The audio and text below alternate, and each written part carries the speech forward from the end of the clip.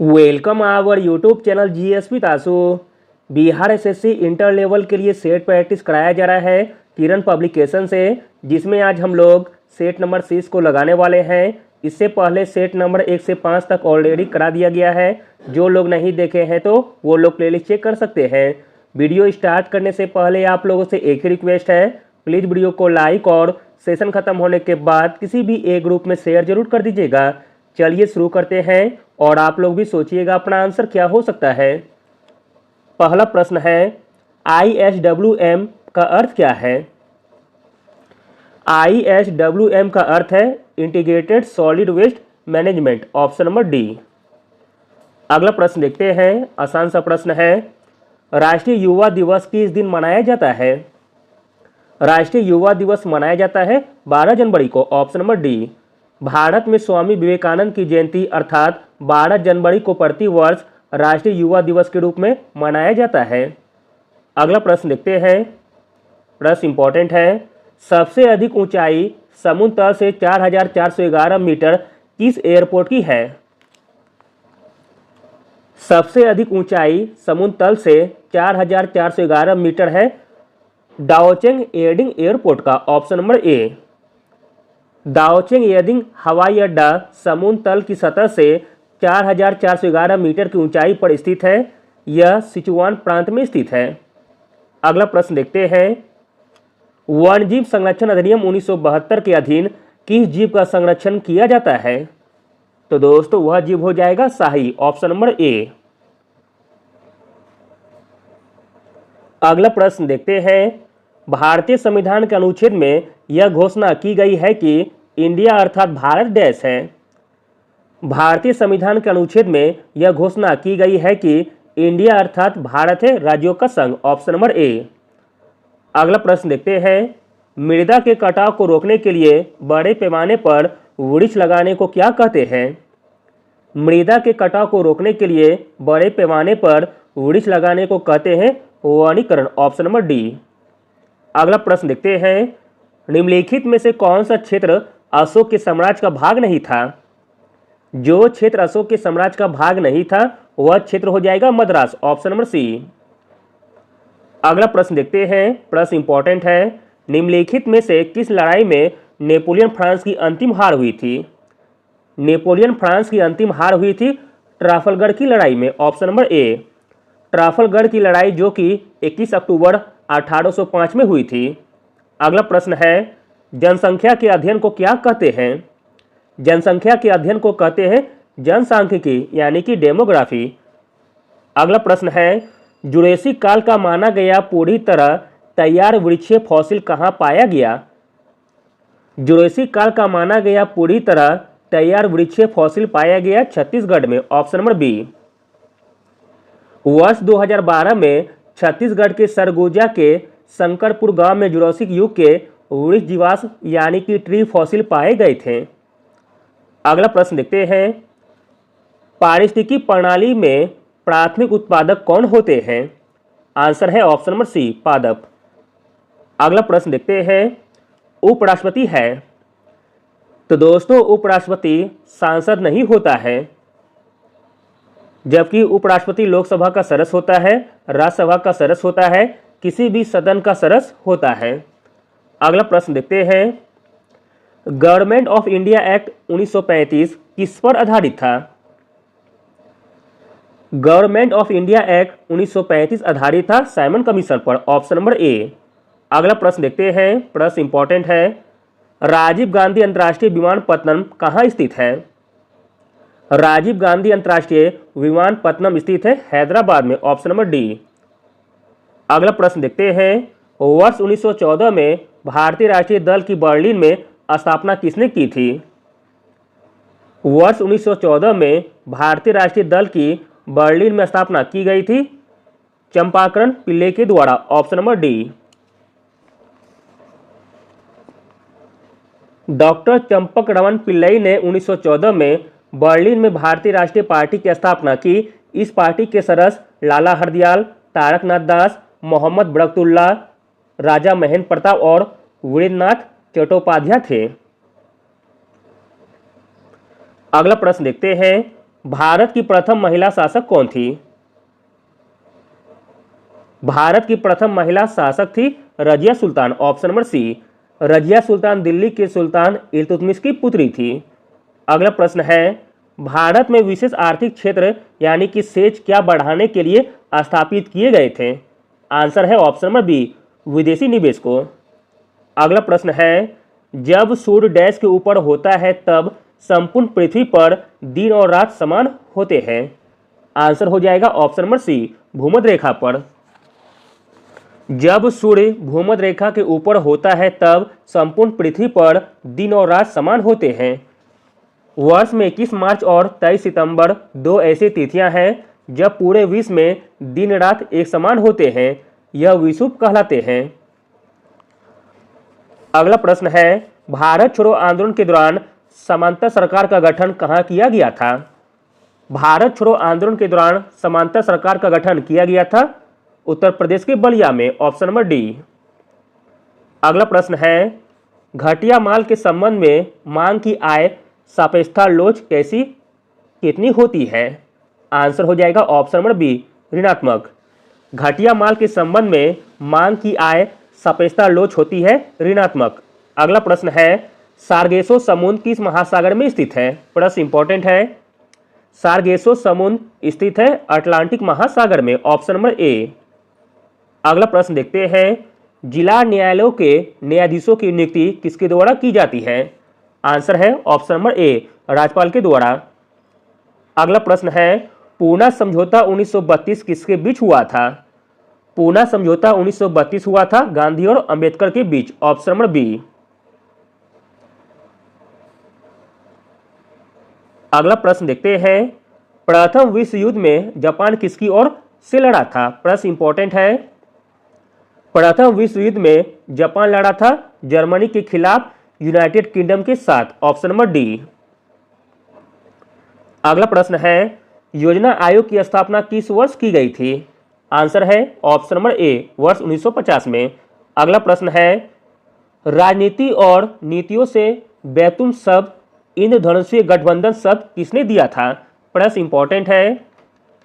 राजनीति और नीतियों से बैतूल शब्द इंद्रधनुषीय गठबंधन शब्द दिया गया था बराक ओबामा जी के द्वारा। Option number B.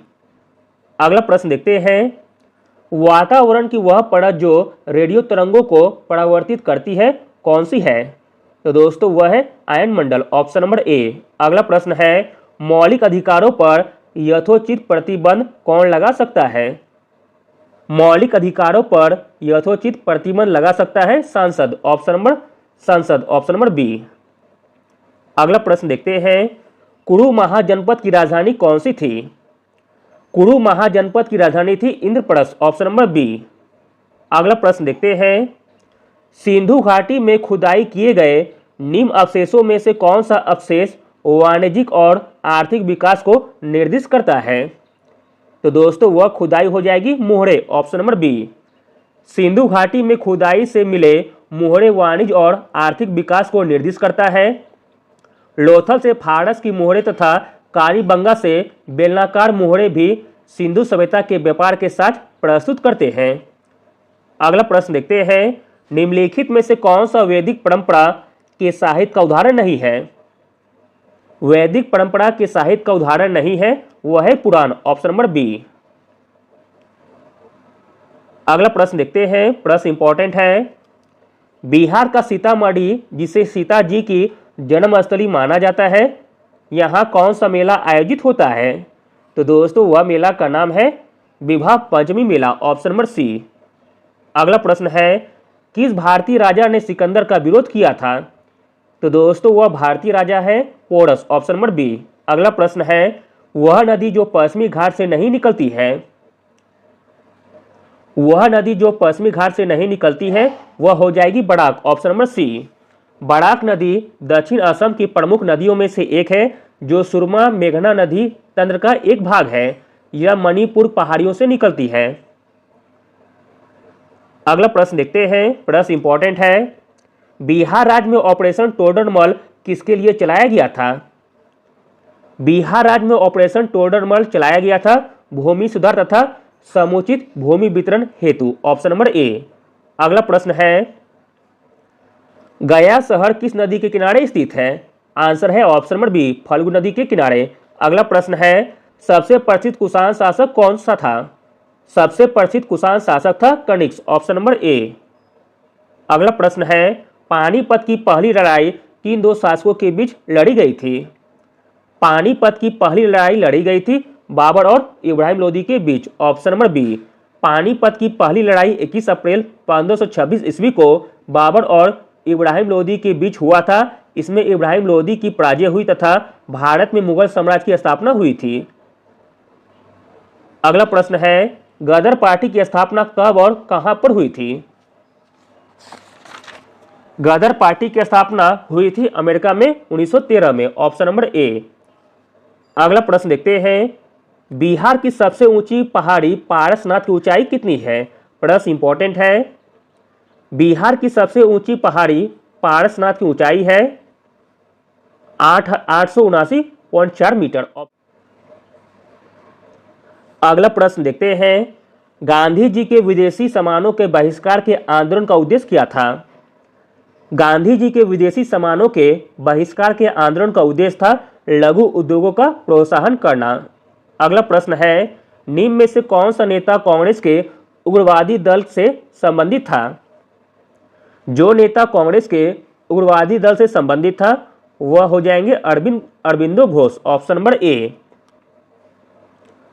अगला प्रश्न है, दूसरी गोलमेज कॉन्फ्रेंस में भारतीय राष्ट्रीय कांग्रेस का प्रतिनिधित्व किसने किया था? आंसर है ऑप्शन नंबर सी, महात्मा गांधी जी ने। दूसरी गोलमेज कॉन्फ्रेंस में भारतीय राष्ट्रीय कांग्रेस का प्रतिनिधित्व महात्मा गांधी ने किया था। यह सम्मेलन 7 सितंबर 1921 को शुरू हुआ था। अगला प्रश्न देखते हैं, प्रश्न इंपॉर्टेंट है, पहला भारतीय मंत्रिमंडल बिहार में संगठित हुआ था। पहला भारतीय मंत्रिमंडल बिहार में संगठित हुआ था 1 अप्रैल 1937 को। अगला प्रश्न है, बिहार में प्रथम रेल मार्ग का निर्माण कब हुआ था? बिहार में प्रथम रेल मार्ग का निर्माण हुआ था सन 1860-62 में। अगला प्रश्न है, निम्न में से किस केंद्र शासित प्रदेश की न्यूनतम जनसंख्या है? आंसर हो जाएगा ऑप्शन नंबर सी, लक्षद्वीप का। न्यूनतम जनसंख्या वाला केंद्र शासित प्रदेश लक्षद्वीप है। इसकी जनसंख्या 64,429 है। अगला प्रश्न देखते हैं, प्रश्न इंपॉर्टेंट है, ककोलत जलप्रपात निम्न में से किस राज्य में स्थित है? ककोलत जलप्रपात स्थित है बिहार के नवादा जिले में, ऑप्शन नंबर ए। अगला प्रश्न है, बिहार राज्य में लीची अनुसंधान केंद्र की स्थापना की गई है। बिहार राज्य में लीची अनुसंधान केंद्र की स्थापना की गई है मुसहरी के मुजफ्फरपुर में। अगला प्रश्न है, निम्न में से कौन सी देशांतर रेखा भारतीय मानक समय को निर्धारित करती है? आंसर है ऑप्शन नंबर ए, 85.5 डिग्री देशांतर रेखा। अगला प्रश्न देखते हैं, प्रो कबड्डी लीग के पहले विजेता कौन थे? प्रो कबड्डी लीग के पहले विजेता थे Jaipur pink panthers, option number A. अगला प्रश्न देखते हैं, सेंटीग्रेड तथा फ़ारेनहाइट तापमान किस अंश पर एक समान होते हैं? आंसर है ऑप्शन नंबर डी, -40 डिग्री पर। फ़ारेनहाइट और सेल्सियस स्केल में एक बिंदु पर तापमान बराबर होती है। यह तापमान -40 डिग्री सेल्सियस होती है। अगला प्रश्न है, वह गुण कौन सा है जो प्रकाश तरंग में दिखता है पर ध्वनि तरंग में नहीं दिखता है? तो दोस्तों वह गुण हो जाएगी ध्रुवन, ऑप्शन नंबर सी।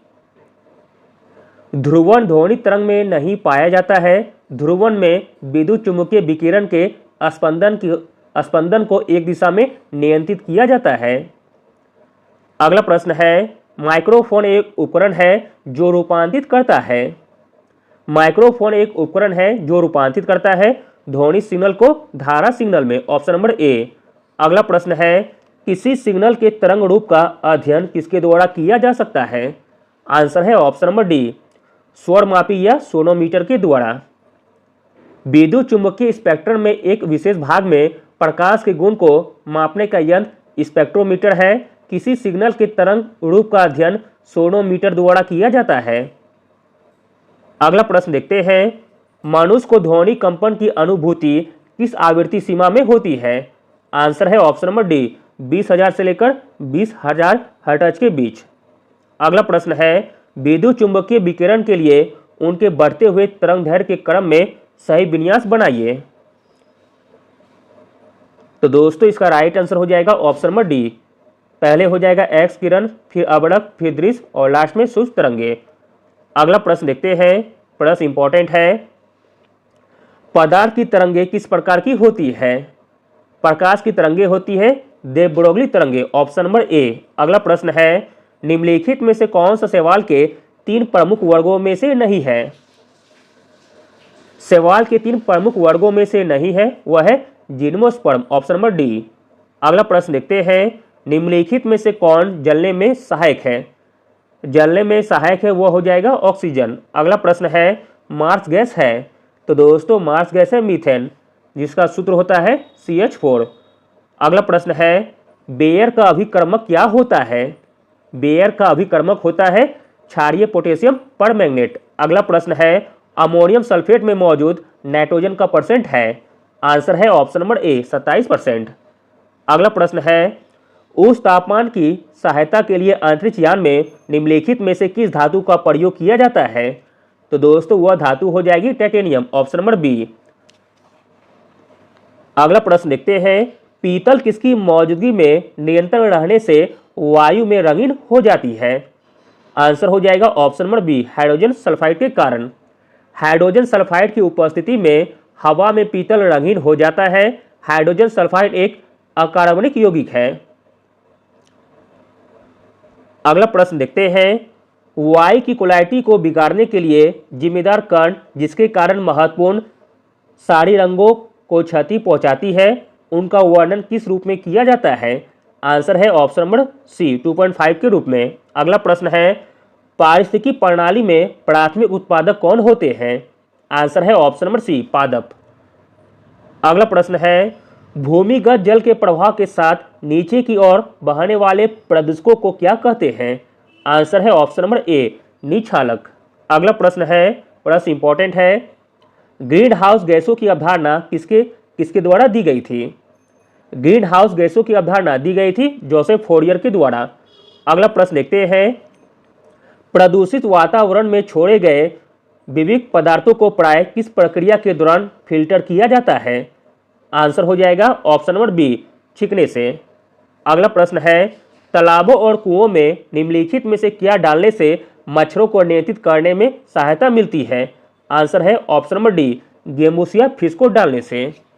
गेम्बुसिया नामक मछली, जिसे मच्छरमार मछली के नाम से भी जाना जाता है, मच्छरों के प्रकोप से बचाने में काफ़ी प्रभावशाली होती है। यह मच्छरों के लार्वा पर अपना पोषण करती है। अगला प्रश्न देखते हैं, इस ब्रह्मांड में मौजूद प्रत्येक वस्तु जो पदार्थ से निर्मित है उसे वैज्ञानिकों ने क्या नाम दिया है? आंसर है ऑप्शन नंबर बी द्रव। अगला प्रश्न है, हमारे सौरमंडल का सबसे चमकीला ग्रह है? आंसर है ऑप्शन नंबर ए शुक्र ग्रह। अगला प्रश्न है, सौरमंडल का सबसे अधिक गर्म ग्रह कौन सा है? आंसर है ऑप्शन नंबर ए शुक्र ग्रह। अगला प्रश्न है, मानव शरीर में सबसे लंबी हड्डी है? आंसर है ऑप्शन नंबर सी उर्वा अस्थि। फीमर यानी कि जांघ की हड्डी मानव शरीर की सबसे बड़ी हड्डी है। इसकी औसत लंबाई 19.9 इंच है। अगला और अंतिम प्रश्न देखते हैं, कोडारंतक एक प्रोग्राम है, वह निम्न में से किससे प्रोग्राम का रूपांतरण है? आंसर हो जाएगा ऑप्शन नंबर बी कोडात्रन से मशीन तक। असेंबलर या कोडांतरक का इस्तेमाल असेंबली भाषा में लिखे गए किसी प्रोग्राम को मशीन भाषा में अनुवादित करने के लिए किया जाता है। अनुवादित किए गए प्रोग्राम को ऑब्जेक्ट प्रोग्राम कहते हैं। Thank you.